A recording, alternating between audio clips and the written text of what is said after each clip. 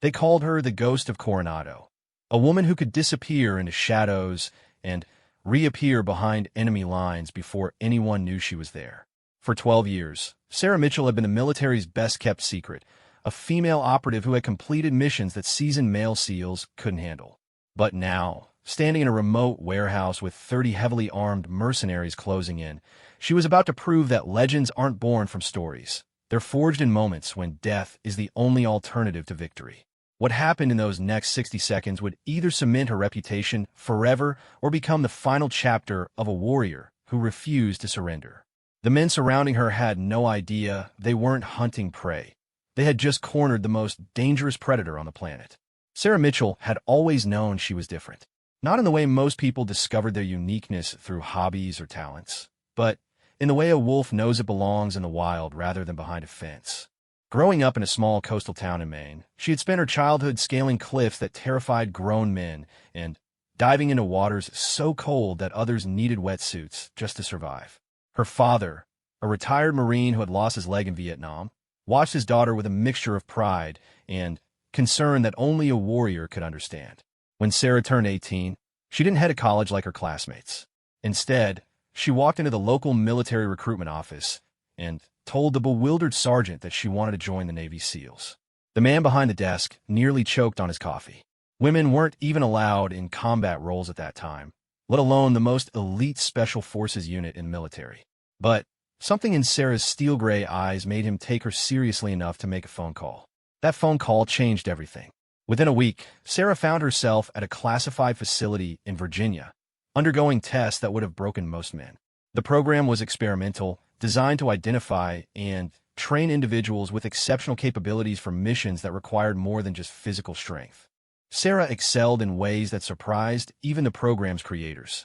Her ability to remain calm under extreme stress was unprecedented.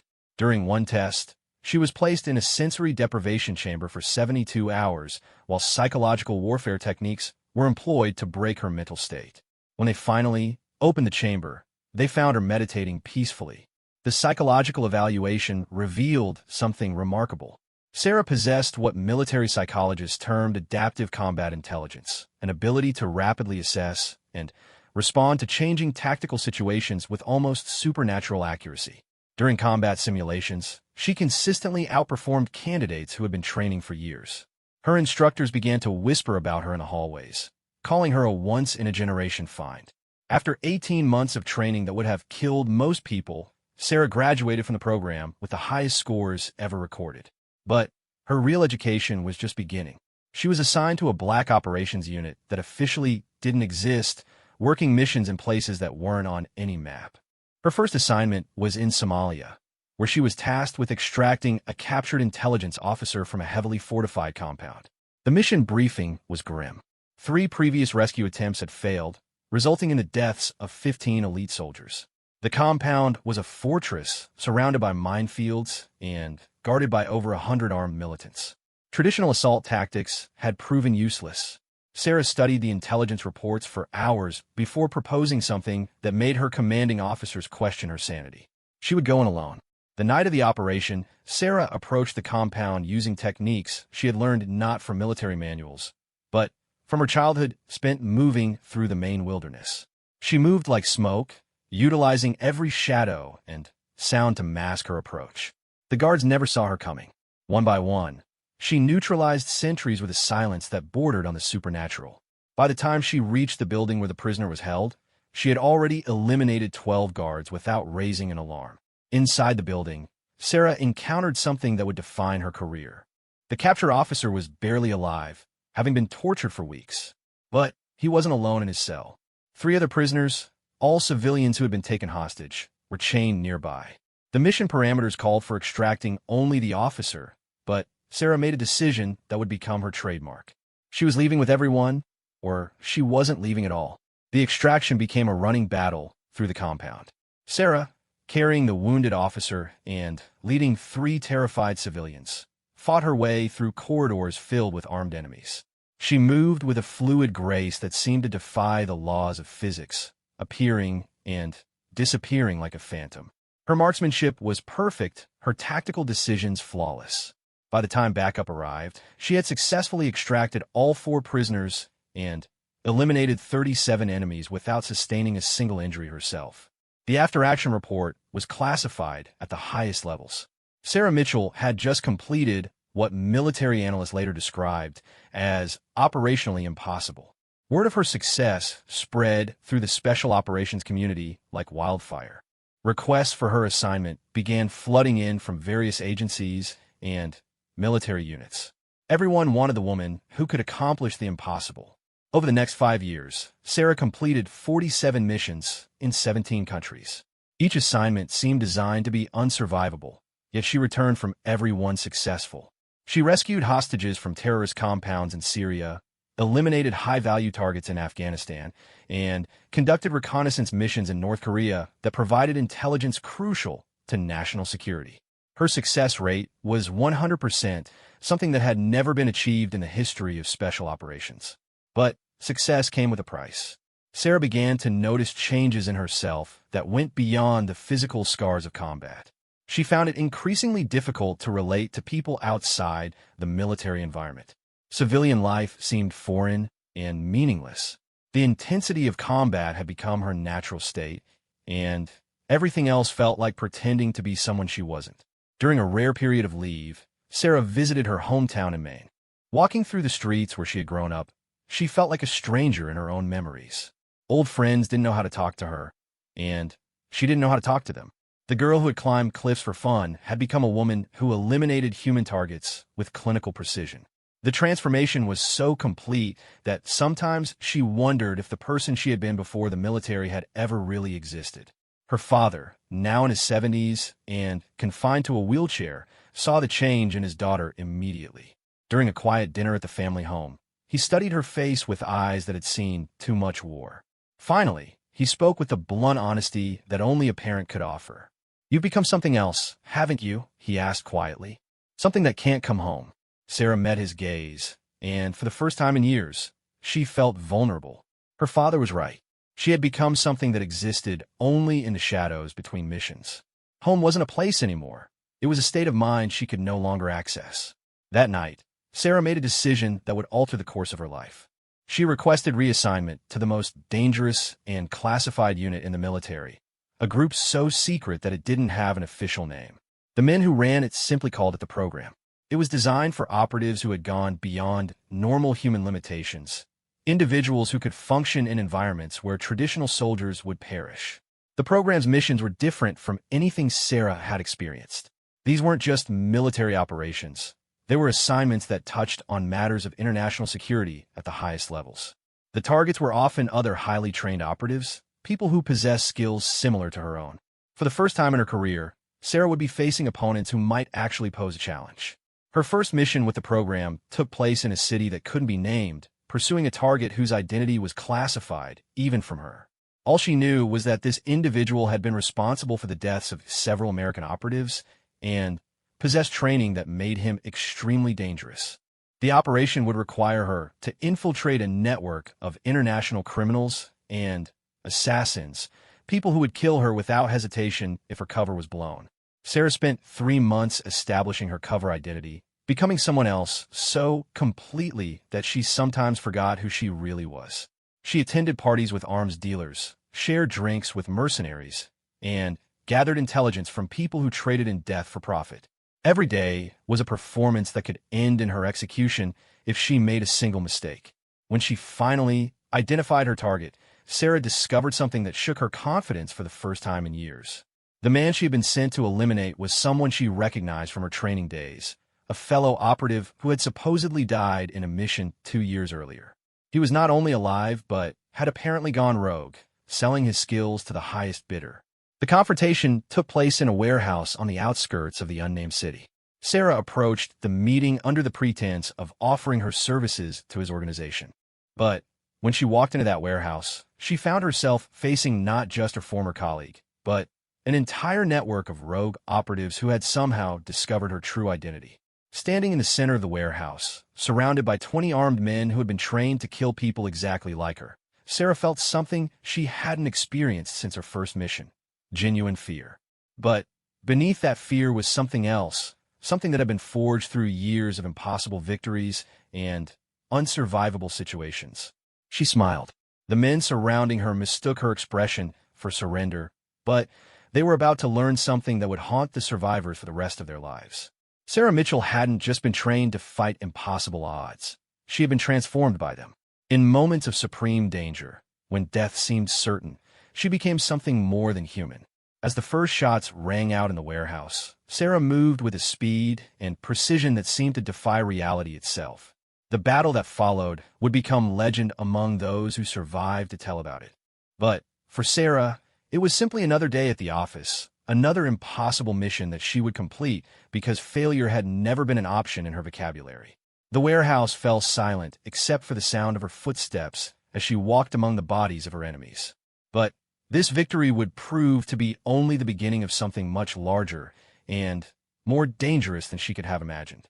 The aftermath of the warehouse operation sent shockwaves through intelligence communities worldwide.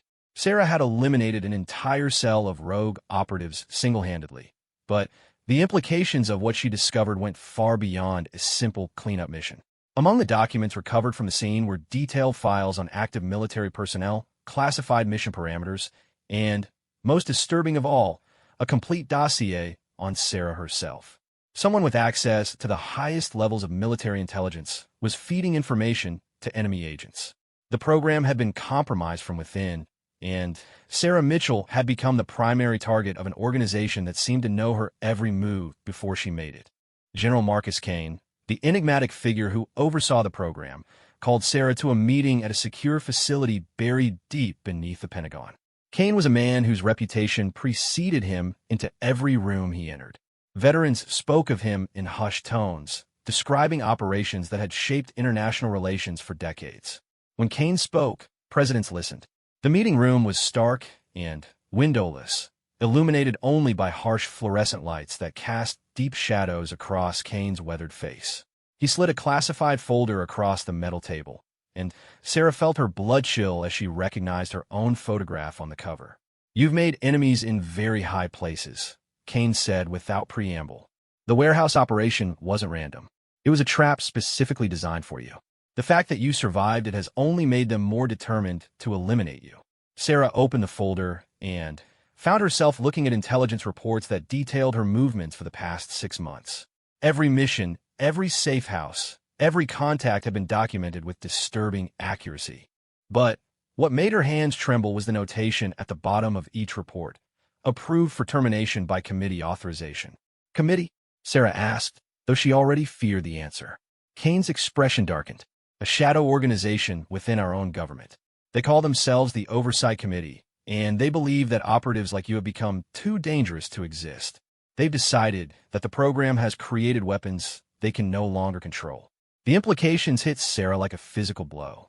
Her own government was hunting her.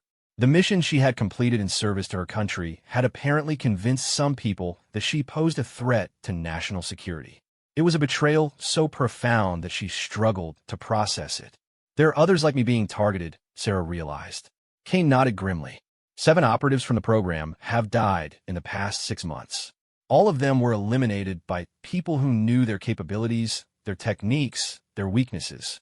Professional assassinations disguised as mission casualties.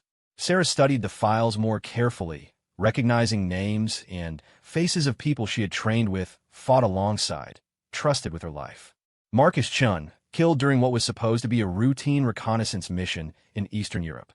Jennifer Walsh, found dead in her apartment, apparently the victim of a burglary gone wrong. David Rodriguez, lost during a training exercise that should have been completely safe.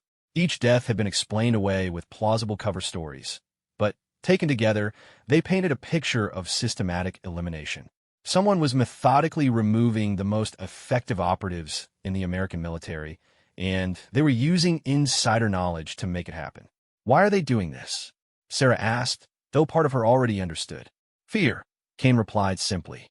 "The program was designed to create super soldiers, but we may have succeeded too well. Operatives like you have capabilities that make conventional military forces obsolete. Some people in Washington believe that you represent a threat to the established order." The irony wasn't lost on Sarah. She had spent years fighting enemies of the United States. only to discover that she had become classified as an enemy herself. The skills that made her invaluable in the field had apparently made her too dangerous to live. Kane leaned forward, his voice dropping to barely above a whisper. There's something else. The committee isn't just eliminating program operatives. They're recruiting some of them, turning them against their former comrades by offering them wealth, new identities, and the promise of survival. Sarah felt a chill of understanding. The rogue operative she had encountered in the warehouse hadn't simply gone mercenary for profit. He had been turned by the very people who were now hunting her. How many other program graduates were out there, working for the committee and using their skills to eliminate their former colleagues? What are my options? Sarah asked, though she suspected the answer would be limited. Officially, you don't have any, Kane admitted. The committee has classified you as a rogue operative. They've issued termination orders through back channels, making your elimination appear to be sanctioned by legitimate authority. Any military unit that encounters you will believe they're acting on valid orders. The weight of her situation settled over Sarah like a physical burden. She was now a fugitive from the very institution she had served faithfully for years.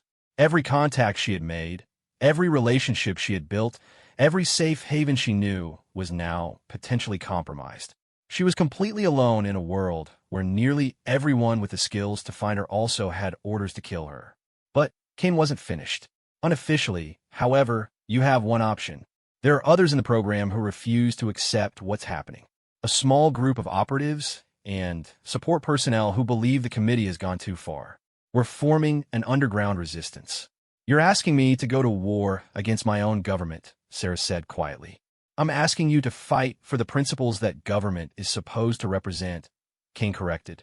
The committee doesn't speak for America. They speak only for their own vision of control and power. Sarah stood and walked to the single mirror on the wall, studying her reflection. The woman looking back at her bore the scars of countless battles, but her eyes still held the determination that had carried her through impossible missions. She had never run from a fight in her life, and she wasn't about to start now. Tell me about this resistance, she said. Kane smiled for the first time since she had entered the room. There are 12 of us currently. 4 active operatives, 3 support specialists, 2 intelligence analysts, and 3 individuals in positions of limited authority who can provide resources and cover.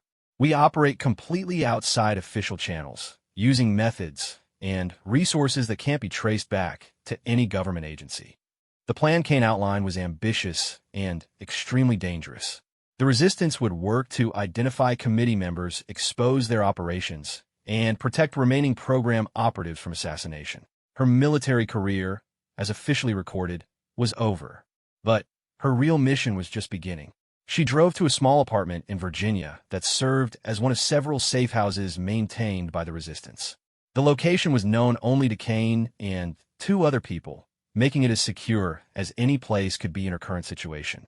The apartment was spartanly furnished but contained everything she might need for extended operations: communications equipment, weapons, medical supplies, and, most importantly, detailed intelligence files on known and suspected committee members. Sarah spent the night studying these files, memorizing faces, and learning about the people who had decided she was too dangerous to exist. The committee was larger and more influential than she had initially realized. Its members included senators, generals, intelligence directors, and corporate executives with defense contracts worth billions of dollars. They operated through a network of intermediaries and proxy organizations, making direct action against them extremely difficult. But Sarah had spent years accomplishing things that were supposed to be impossible. Her first target would be Colonel James Harrison, a committee member who oversaw special operations assignments. Harrison was the one who had authorized the warehouse operation that was supposed to result in Sarah's death.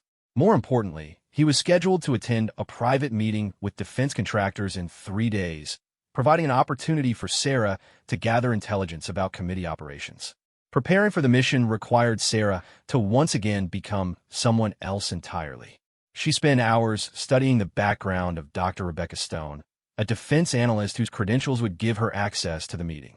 The real Dr. Stone was currently on vacation in Europe, making the impersonation possible for a limited time. Sarah's transformation was complete down to the smallest details. She altered her appearance, studied Dr. Stone's mannerisms and speech patterns, and memorized enough technical information to pass casual conversation. When she walked into the hotel where the meeting was taking place, even people who knew Dr. Stone personally wouldn't have questioned her identity. The meeting itself was a revelation. Sarah listened from the back of the conference room as committee members openly discussed the elimination of program operatives as if they were discussing budget allocations. They spoke of her fellow soldiers as assets to be retired and problems to be solved. The casual way they planned murders made Sarah's blood run cold. But the most shocking revelation came when Colonel Harrison displayed a presentation that detailed the committee's ultimate goal. They weren't just eliminating current program operatives. They were planning to restart the entire program under their direct control, creating a new generation of super soldiers who would answer only to committee authority. Sarah realized she was looking at plans for a military coup disguised as a national security initiative. The committee intended to use program-trained operatives as their personal army, eliminating anyone who opposed their vision of how America should be governed. It was treason on a scale that threatened the very foundation of democratic government. As the meeting concluded, Sarah prepared to leave with the intelligence she had gathered. But as she reached the hotel lobby, she noticed something that made her blood freeze. Standing near the entrance were three men whose faces she recognized from her training days. They were program operatives who had supposedly died in various missions over the past year. They were alive, working for the committee, and they had just spotted her. Sarah's cover was blown, but retreat wasn't an option. The intelligence she had gathered was too important to lose, and these men knew the location of the Resistance safe house. If they escaped, they would lead the committee directly to Kane and the others. The confrontation that followed would take place in the hotel's parking garage, a concrete maze of shadows and blind corners that would become a battleground between former comrades. Sarah was outnumbered 3-1, fighting against people who knew her techniques and capabilities as well as she knew theirs. As she made her way toward the garage, Sarah reflected on how far she had fallen from the idealistic young woman who had wanted to serve her country. Now she was preparing to kill American soldiers who had once fought beside her, all in service to principles that seemed increasingly abstract in a world where loyalty and betrayal were separated by impossibly thin lines. The parking garage was dimly lit and filled with the echo of her footsteps as Sarah moved between rows of cars. She could hear her pursuers spreading out, using tactical formations she had helped develop. They were treating this like any other mission, which meant they would show no mercy and expect none in return. Sarah checked her weapons one final time and prepared for a battle that would determine not just her own survival, but the fate of everyone fighting against the committee's shadow war. She had trained for years to fight impossible odds, but she had never imagined that her greatest test would come against her own people in a war that officially didn't exist. The parking garage became a tomb of concrete and steel where former allies would become mortal enemies. Sarah moved through the shadows between cars, every sense heightened to the point where she could hear heartbeats and smell the gun oil on weapons 3 rows away. The 3 committee operatives had spread out in a classic triangulation pattern, intending to trap her in crossfire that would end the hunt quickly and quietly. But Sarah had taught them that formation. She knew their training because she had helped develop it, understood their tactics because she had perfected them, and most importantly, she knew their weaknesses because she had been there when those weaknesses were identified and supposedly corrected. What the committee operatives didn't understand was that Sarah Mitchell had continued to evolve while they had remained static, following doctrine that was already outdated. The first operative died without knowing what hit him. Sarah had positioned herself beneath a sedan, waiting for him to pass her location while focusing on where he thought she was hiding. The knife that ended his life was the same one she had carried through 17 different countries, and it found its target with the precision of thousands of hours of practice. His death was silent, but his absence from radio communication wouldn't go unnoticed for long. Sarah had perhaps 90 seconds before the other 2 operatives realized their partner was no longer responding. She used that time to relocate to a position that would give her tactical advantage for the next encounter. The second operative was more cautious, having heard something that made him suspicious. He moved slowly between vehicles, weapon raised and ready, scanning for threats with methodical precision. But Sarah didn't attack him directly. Instead, she triggered the car alarm on a vehicle 2 rows away, creating a distraction that drew his attention for the split second she needed. The confrontation was brief, but intense. The operative was skilled, well-trained, and experienced in combat. Under normal circumstances, he might have been a match for Sarah. But these weren't normal circumstances. Sarah was fighting for principles that went beyond personal survival, while he was following orders from people who had bought his loyalty with promises they might never keep. The difference in motivation showed in their techniques. The operative fought efficiently, but mechanically, following patterns he had been taught. Sarah fought creatively, adapting to circumstances in real time, and using methods that existed outside standard training protocols. When he tried to pin her down with suppressing fire, she used the sound of his weapon to mask her movement to a flanking position. When he attempted to reload behind cover, she was already there waiting for him. The third operative presented a greater challenge. Sarah recognized him as Thomas Chun, younger brother of Marcus Chun, who had been killed by the committee 6 months earlier. Thomas had been one of the most promising graduates of the program, possessing natural instincts that complemented his training in ways that made him extremely dangerous. But Thomas didn't know that his brother was dead, killed by the very people he now served. The committee had told him that Marcus had gone rogue and been eliminated by a program operative who had subsequently turned against her country. They had convinced Thomas that Sarah was the traitor responsible for his brother's death. "You killed Marcus," Thomas called out from somewhere in the shadows. "He trusted you, and you murdered him for money." Sarah felt her heart break for the young man who had been fed lies about his brother's death. Thomas was fighting with the fury of someone seeking vengeance for a beloved family member, making him even more dangerous than his training alone would suggest. But Sarah couldn't tell him the truth without revealing intelligence that might compromise the resistance. "Thomas, you don't understand what's really happening here," Sarah called back, hoping to reach him with reason instead of violence. "I understand that you betrayed everything we stood for," Thomas replied, his voice filled with pain and rage. "Marcus looked up to you. He wanted to be like you, and you killed him." The gunfight that followed was unlike anything Sarah had ever experienced. Thomas fought with a combination of skill and desperation that pushed her abilities to their absolute limits.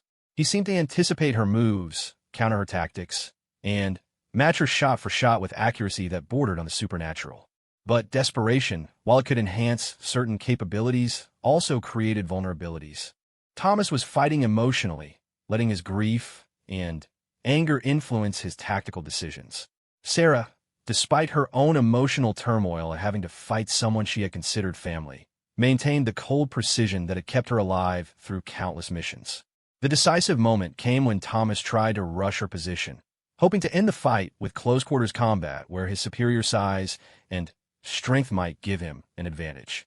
But Sarah had been expecting the move, had in fact been subtly encouraging it by appearing to make herself vulnerable to exactly that type of attack. When Thomas rounded the corner where he thought Sarah was cornered, he found only empty space and a small device that had been placed there specifically for him to discover. The flashbang grenade went off before he could react, temporarily blinding and deafening him. In that moment of vulnerability, Sarah could have killed him easily. Instead, she chose to save his life. Sarah's stun gun dropped Thomas to the ground without permanent injury. As he lay unconscious, she quickly searched his equipment and found exactly what she had hoped to discover: a communication device that was linked directly to committee operations. The device contained contact information, meeting schedules, and, most importantly, real-time intelligence about planned operations against other resistance members. But Sarah also found something that made her stomach turn. Among Thomas's personal effects was a letter from the committee promising him his brother's killer would be brought to justice. The letter was signed by Colonel Harrison, the same man who had authorized Marcus Chen's assassination and then recruited his brother to hunt down innocent people. Sarah quickly photographed all the intelligence materials and then did something that would protect Thomas while maintaining her cover. She arranged the scene to make it appear that Thomas had been killed in the firefight, using blood packets and positioning techniques that would fool casual observation. When committee investigators arrived, they would assume their operative had died in the line of duty. Thomas would wake up hours later in a hospital with no memory of the fight, having been given a drug that would create temporary amnesia. Hospital records would show that he had been found unconscious in an alley across town, apparently the victim of a mugging. It wasn't a perfect solution, but it would keep him alive while removing him from committee operations. Sarah left the parking garage knowing that she had gained valuable intelligence at a terrible cost. Fighting against people she had trained with people she had considered family, was taking a psychological toll that she hadn't anticipated. Each confrontation forced her to become something she had never wanted to be, a killer of her own people. The intelligence she had gathered revealed the scope of the committee's operations in disturbing detail.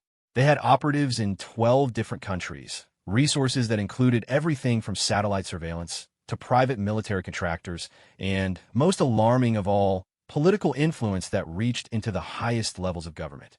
Sarah's next contact with the resistance took place in an abandoned subway station beneath Washington, D.C. The location had been chosen because it was one of the few places in the city where electronic surveillance was impossible.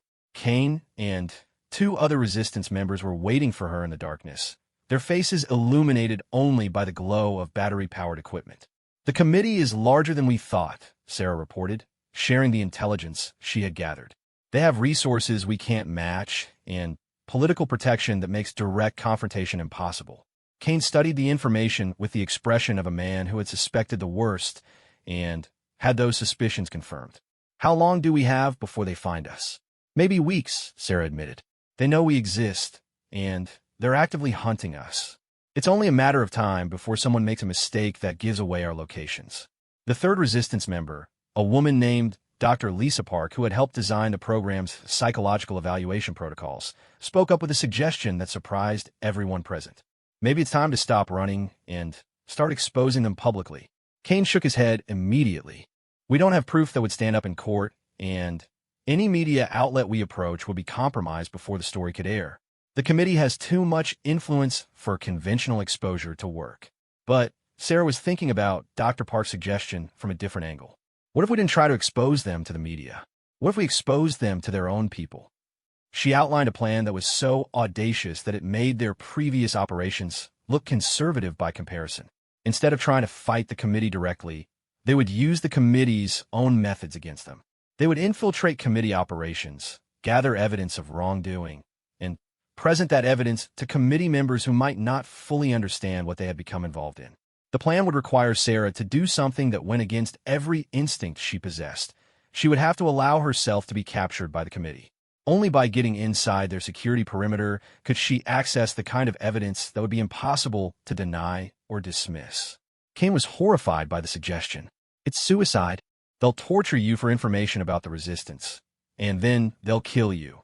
We can't afford to lose our best operative for intelligence that might not even exist." But Sarah had already made up her mind.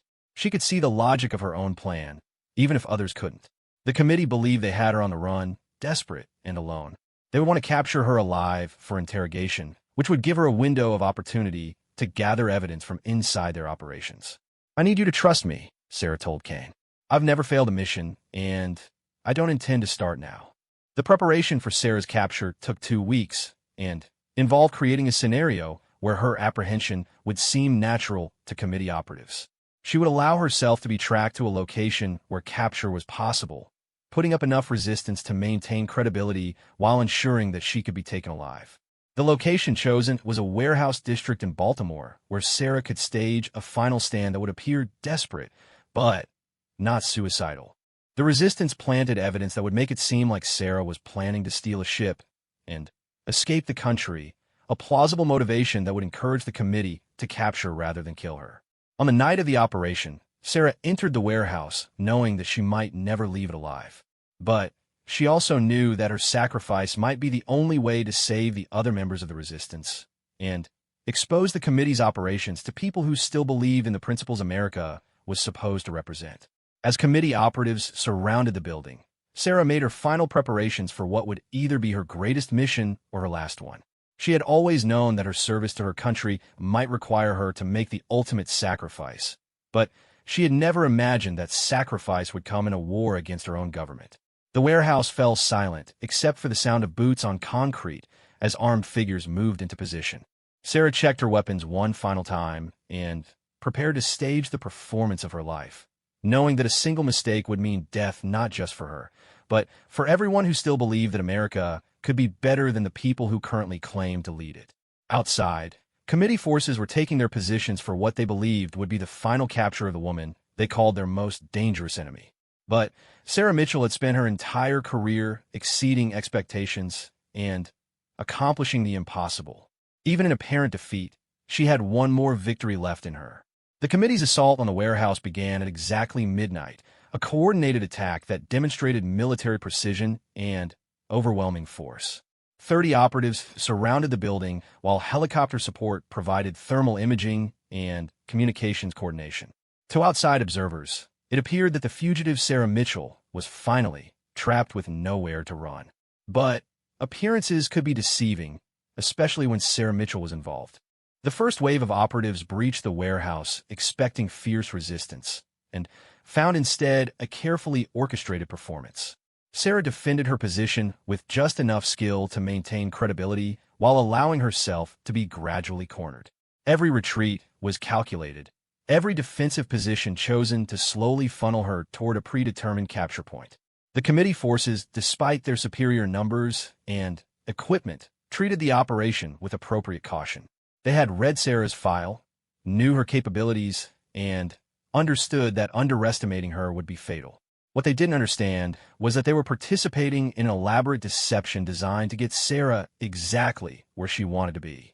The capture itself was almost anticlimactic. After 2 hours of stage combat, Sarah allowed herself to be cornered in a section of the warehouse where escape was impossible. She surrendered only when her ammunition ran out, and continued resistance would have appeared suicidal. Even then, she maintained the image of someone who was beaten but not broken, projecting defiance even in defeat. The committee operatives who secured her were professionals, taking no chances with restraints and security protocols. Sarah was fitted with electronic shackles that would deliver incapacitating shocks if she moved too quickly, and her transport to committee facilities involved redundant security measures designed to prevent any possible escape attempt. But escape wasn't Sarah's objective. She needed to be inside committee operations, and now she was exactly where she wanted to be. The committee's main interrogation facility was located beneath a corporate office building in downtown Washington. The building's official purpose was to house a defense consulting firm that provided analysis to various government agencies. The unofficial purpose was to serve as a front for committee operations that required proximity to the centers of political power. Sarah's initial holding cell was a masterpiece of psychological warfare. The room was completely white, illuminated by lights that never dimmed, and contained no furniture except for a steel chair that was bolted to the floor. The silence was absolute except for the barely audible hum of ventilation systems. It was designed to break down a prisoner's mental resistance through sensory manipulation and complete isolation. For most people, the environment would have been unbearable within hours. But Sarah had been trained to operate in extreme conditions, and more importantly, she had experienced far worse during her original program training. She used the time to center herself mentally and prepare for the interrogations that would surely follow. The first interrogator was Dr. Elizabeth Reeves, a psychologist who specialized in extracting information from highly trained operatives. Dr. Reeves had developed techniques specifically for use against program graduates, methods that exploited the psychological conditioning that made them so effective in the field. "Hello, Sarah," Dr. Reeves said as she entered the holding cell, carrying a tablet computer and wearing an expression of professional concern. "I'm here to help you understand your situation and explore your options." Sarah studied the woman carefully, recognizing techniques that were designed to establish false intimacy and create an illusion of cooperation. Dr. Reeves was skilled, but she was also working from a playbook that Sarah had helped write during her own training days. The interrogation that followed was a careful dance between two professionals who understood each other's methods. Dr. Reeves probed for information about the resistance, while Sarah provided just enough detail to maintain credibility while protecting operational security.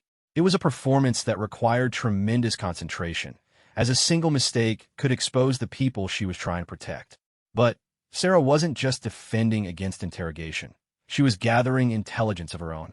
Dr. Reeves inadvertently revealed details about committee operations, personnel, and security protocols. More importantly, she confirmed something that Sarah had suspected but couldn't prove. The committee was planning something called Operation Clean Slate that would eliminate all remaining program operatives within the next 30 days. "You can't stop what's already in motion," Dr. Reeves said during one of their sessions. "The decision has been made at the highest levels. Program operatives represent an unacceptable security risk, and that risk must be eliminated. Sarah felt a chill of understanding. The committee wasn't just hunting individual operatives. They were planning a systematic purge that would eliminate everyone who had ever been part of the program. It would be genocide disguised as national security policy. The revelation came during Sarah's third day of captivity, when she overheard a conversation between two guards who thought she was unconscious. Operation Clean Slate would begin with coordinated strikes against known operative locations worldwide, followed by the activation of sleeper agents who would eliminate any survivors who managed to escape the initial assault. But there was something else, something that made Sarah's blood run cold. The committee had obtained complete program files, including psychological profiles that would allow them to predict and counter operative behavior. They weren't just hunting her former colleagues. They were hunting them with complete knowledge of their capabilities and weaknesses. Sarah realized that her capture had provided her with intelligence that was even more valuable than she had hoped, but it also meant that time was running out for everyone she was trying to protect. She needed to escape, get the intelligence to Kane, and warn other operatives before Operation Clean Slate began. Her opportunity came during a routine transfer between holding areas. The committee had grown overconfident after 3 days of successful containment, and security protocols had become slightly more relaxed. It was exactly the kind of complacency that Sarah had been hoping to exploit. The escape itself was a testament to everything Sarah had learned during her years of training and operations. She used a technique she had developed for defeating electronic restraints, exploited a weakness in the facility's security system that she had identified during her captivity, and moved through the building using knowledge of its layout that she had gained by listening carefully to the sounds of activity around her. But escape from the building was only the beginning. Sarah knew that committee forces would mobilize immediately to recapture her, and they would use resources that included satellite surveillance, facial recognition systems, and human assets throughout the Washington area. She had perhaps an hour before the entire city became a trap designed specifically for her. Sarah's extraction from the committee facility and successful evasion of pursuit required her to use every skill she had acquired during her career. She moved through the city like a ghost, using techniques that combined urban warfare training with knowledge of local infrastructure that she had memorized years earlier as part of her operational preparation. The Resistance safe house, where she finally made contact with Kane, was located in a basement beneath a small bookstore in Georgetown. The owner of the store was a former intelligence analyst who had become disillusioned with government overreach and provided cover for resistance operations. Kane's relief at seeing Sarah alive was evident, but his expression changed when she briefed him on what she had learned during her captivity. Operation Clean Slate represented a threat that was even more serious than they had imagined. The committee wasn't just eliminating individual operatives. They were planning to erase the program entirely, along with everyone who had ever been part of it. "How long do we have?"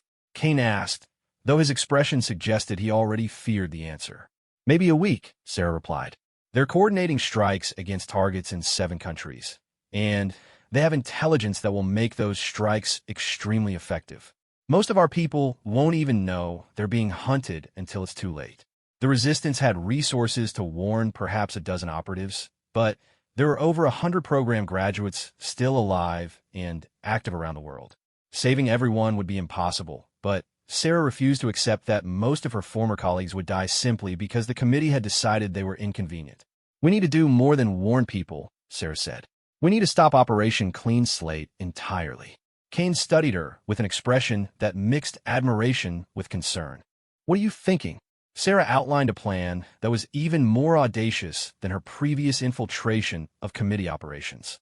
Instead of trying to protect individual operatives, they would strike at the committee's command structure during the crucial phase of Operation Clean Slate's launch. If they could disrupt the coordination of the worldwide strikes, many targets would survive the initial assault and have time to disappear. The plan would require perfect timing, complete intelligence about committee operations, and, most importantly, a willingness to take action that would be considered an act of war against powerful figures within the American government. It was treason by any legal definition, but Sarah no longer cared about legal definitions when faced with genocide. "It's not just about saving program operatives," Sarah explained. "The committee represents something that goes against everything America is supposed to stand for. If we let them succeed, They'll have demonstrated that any group with enough power can eliminate inconvenient people without consequence. Kane understood the implications immediately.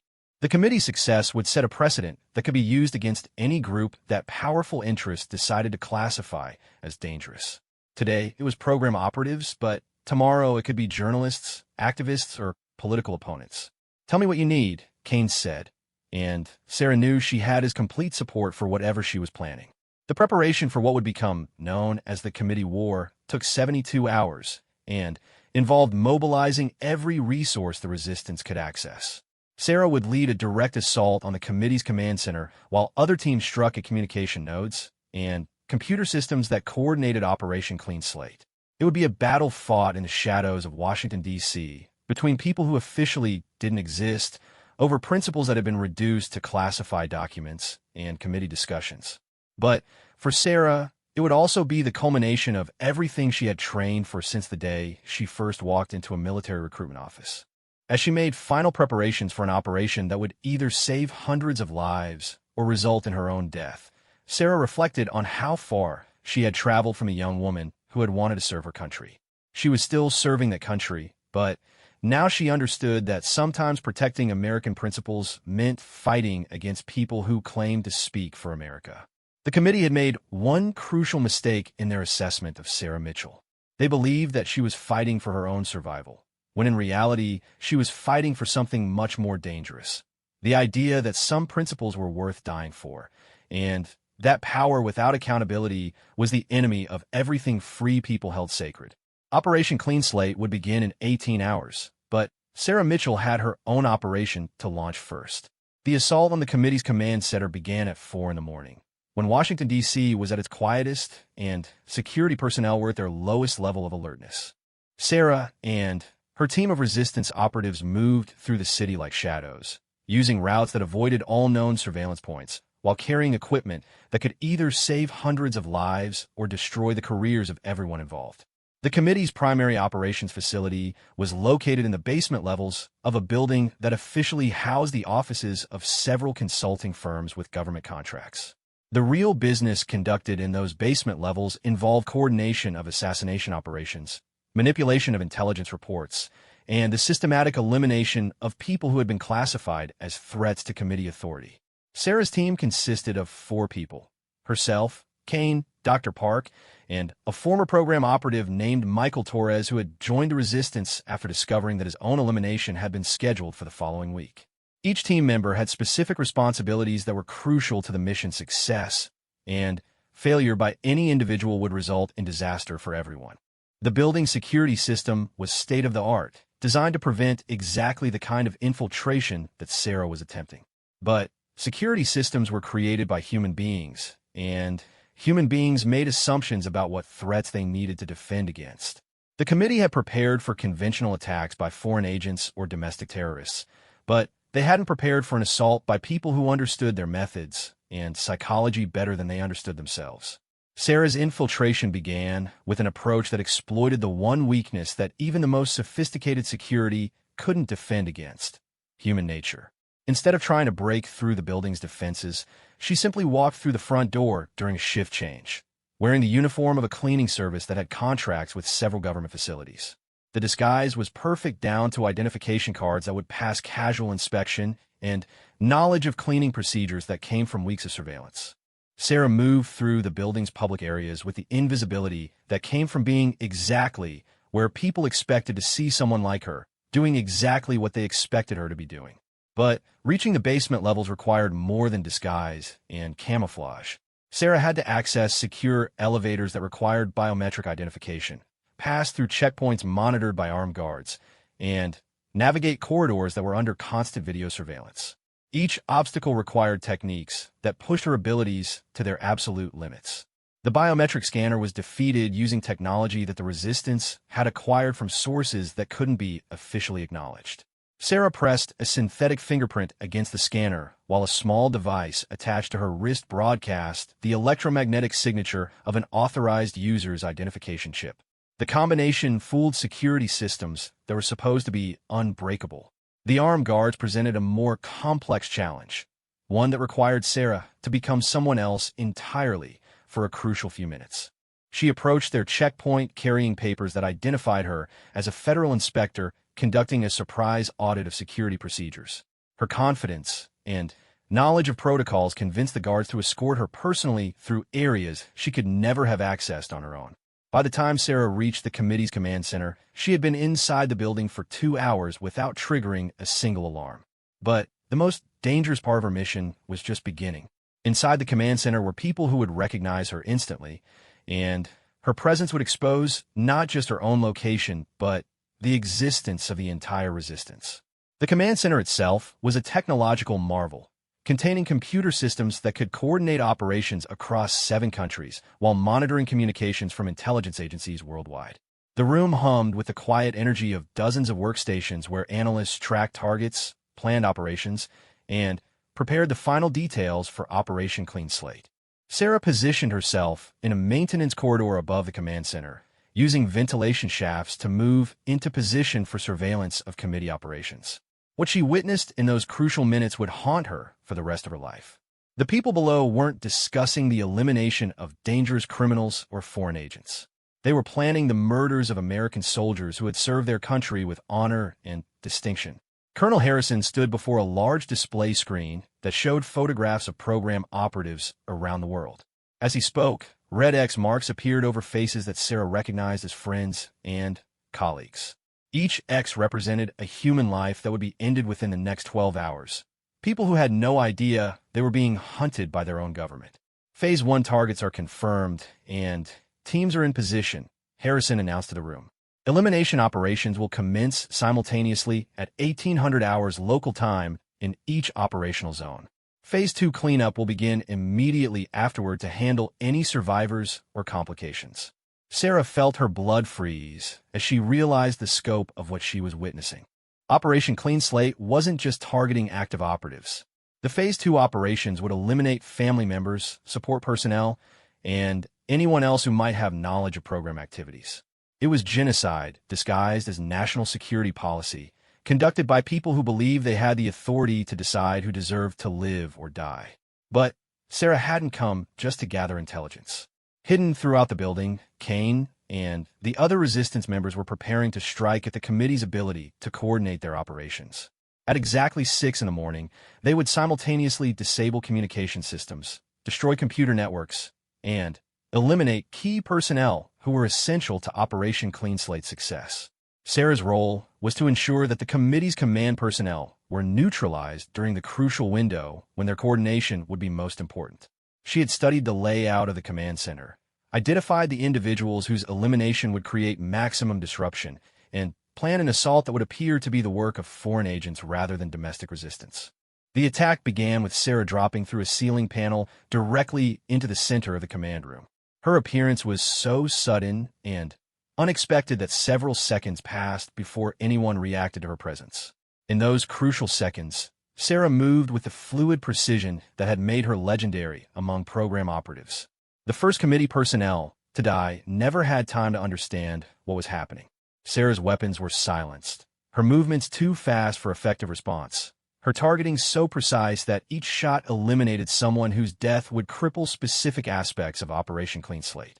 By the time alarms began sounding throughout the building, Sarah had already neutralized 6 key individuals and destroyed 2 computer systems that were essential to overseas coordination. But the committee had resources that Sarah couldn't match indefinitely. Armed response teams were already moving through the building. Security lockdowns had been activated, and backup personnel were attempting to restore operational capacity from secondary locations. Sarah's assault had been successful, but it could only delay Operation Clean Slate, not stop it entirely. The battle that followed was unlike anything in Sarah's previous experience. She fought through corridors filled with people who possessed training similar to her own, using weapons and tactics that had been specifically designed to counter-program operative capabilities. Each encounter was a deadly puzzle that required split-second decisions and perfect execution. But Sarah had advantages that the committee hadn't anticipated. She was fighting for principles that went beyond personal survival, while they were following orders from people whose authority she no longer recognized. The difference in motivation showed in their performance under extreme stress. Sarah adapted and improvised while committee forces followed doctrine that could be predicted and countered. The decisive moment came when Sarah reached the building's main computer center and activated a device that Kane had provided for exactly this purpose. The device was a sophisticated piece of technology that would transmit every file in the committee's computer network to media outlets, congressional oversight committees, and intelligence agencies that weren't under committee control. Within minutes, evidence of committee operations would be in the hands of people who still believed in constitutional government and civilian oversight of military activities. Operation Clean Slate would be exposed before it could be completed, and the committee's shadow war would be dragged into the light where it could no longer survive. But the transmission required Sarah to remain in the computer center for 12 minutes while the device uploaded terabytes of classified information. 12 minutes during which every committee operative in the building would be converging on her location. 12 minutes during which she would have to hold an indefensible position against overwhelming odds. Sarah prepared for her final battle, knowing that her survival was no longer the primary objective. The resistance had given her a mission that was more important than any individual life, and she intended to complete that mission regardless of the personal cost. She checked her remaining ammunition, positioned herself for maximum tactical advantage, and waited for the assault she knew was coming. When committee forces finally breached the computer center, they found Sarah Mitchell exactly where she had promised to be from the beginning of her military career, standing between her country and its enemies, refusing to surrender regardless of the odds.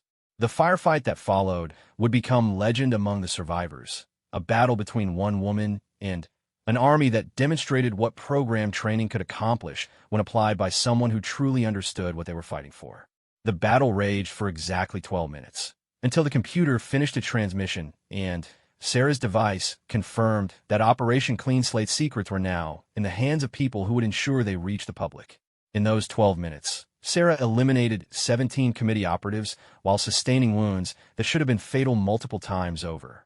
When the silence finally fell, it wasn't because Sarah had been defeated. It was because there was no one left to fight. The committee forces had underestimated what she would become when fighting for principles that were more important than her own life. They had faced not just a highly trained operative, but someone who embodied everything the program had been intended to create. A perfect warrior fighting for perfect principles. Sarah's extraction from the building was accomplished by Kane and Michael Torres, who fought their way through committee security to reach her before backup forces could arrive. She was unconscious when they found her, having lost too much blood to remain functional, but she was alive, and the mission had been completed. The aftermath of the resistance operation exceeded everyone's expectations. The committee files that Sarah had transmitted contained evidence of crimes that reached the highest levels of government, including documentation of assassinations, illegal surveillance operations, and the systematic elimination of American military personnel. Congressional investigations began within hours. Media coverage exposed operations that were supposed to remain secret forever, and several committee members were arrested before they could flee the country. Operation Clean Slate was canceled permanently, and the surviving program operatives were officially pardoned for any actions taken in self-defense against illegal government operations. The committee itself was disbanded, its members prosecuted or forced into early retirement, and new oversight procedures were established to prevent similar organizations from forming in the future. But perhaps most importantly, the resistance had demonstrated that principles could still triumph over power when people were willing to risk everything in their defense.